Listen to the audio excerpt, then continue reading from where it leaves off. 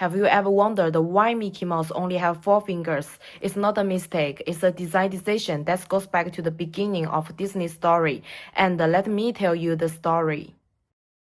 Walt Disney was born in 1901 in Chicago and raised in Missouri. His childhood wasn't easy. His father was strict and money was tight, but Walt had a way of escaping through drawing.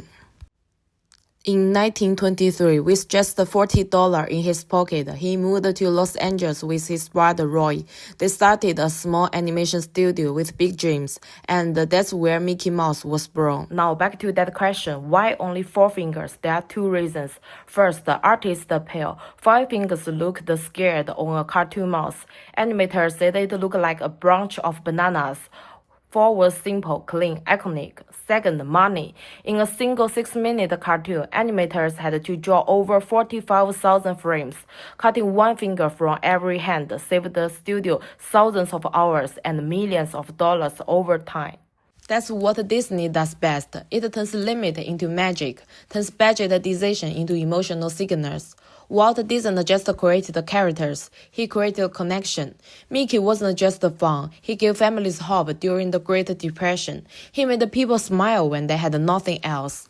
And that's where Disney's legacy really began. Not with profits, not with castles, but with a pencil, a mouse, and a simple idea that a drawing could make someone feel less alone.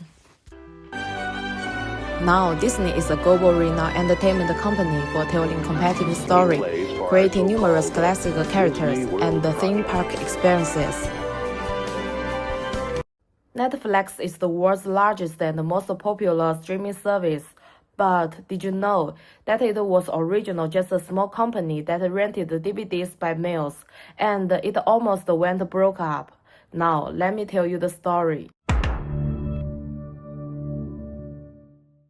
It all started in 1997.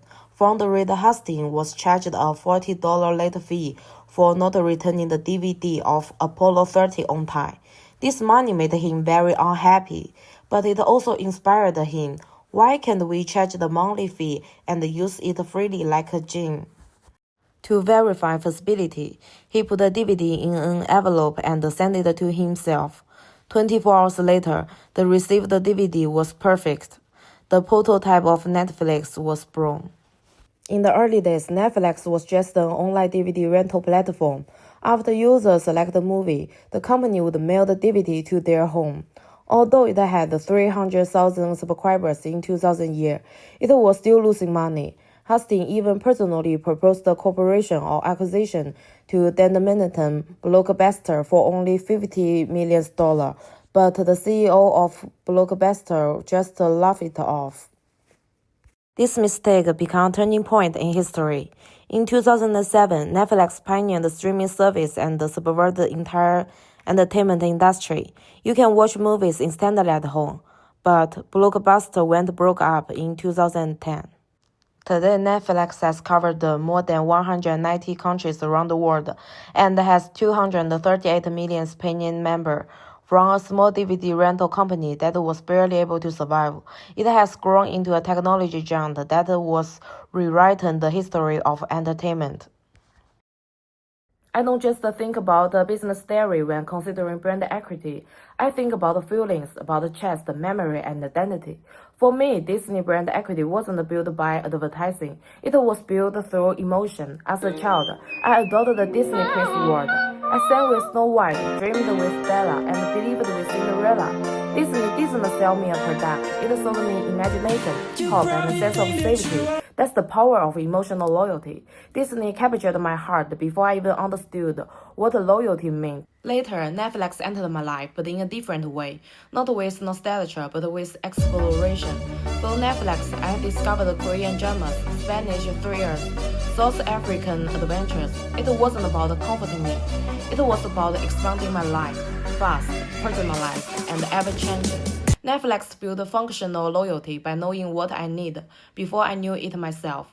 Disney built generation emotional loyalty by becoming part of who I was. Now, let's talk about intellectual property.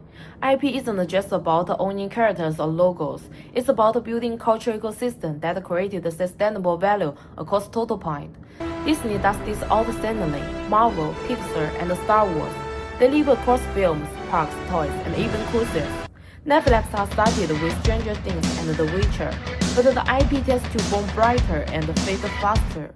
Both models have strengths and risks. Disney risks becoming too reliant on nostalgia. Netflix risks moving too fast to build lasting memories. But the brands that master their intangibles, not just managing products, but shaping emotion and imagination, will own more than market share. They will own a place inside people's heart. And for me, Disney and Netflix aren't just the companies I study. They are part of the reason I believe so strongly in the power of intangible resources. Netflix has never lacked the attention. It knows how to set a chance, how to attract audience, how to be the hottest topic of the weekend.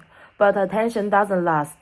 What Netflix needs now is staying power, emotional depth, cultural influences. So my recommendation is simple: building long-term IP.